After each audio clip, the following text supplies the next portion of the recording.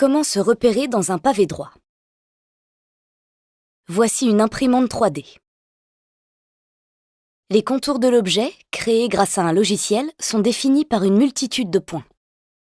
Pour fabriquer l'objet, l'imprimante se déplace en chacun de ces points et y dépose du plastique.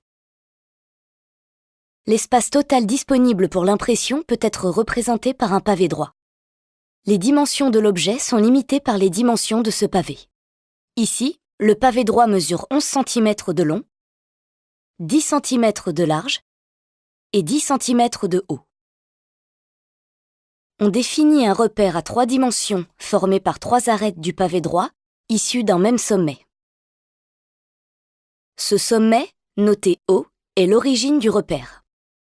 Les arêtes constituent l'axe des abscisses, l'axe des ordonnées et l'axe des altitudes.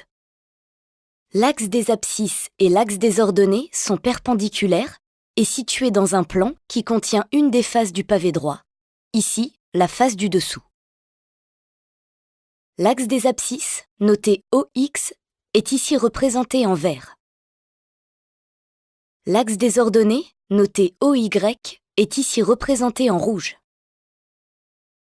L'axe des altitudes, noté OZ, est ici représenté en bleu. Il est perpendiculaire au plan formé par les deux autres axes. On l'appelle aussi l'axe des côtes. Ces 3 axes gradués permettent de repérer tout point du pavé droit. On peut par exemple déterminer les coordonnées du point A à l'intérieur du pavé. Dans le repère, le point A est repéré par des coordonnées uniques. Son abscisse se lie sur l'axe des abscisses.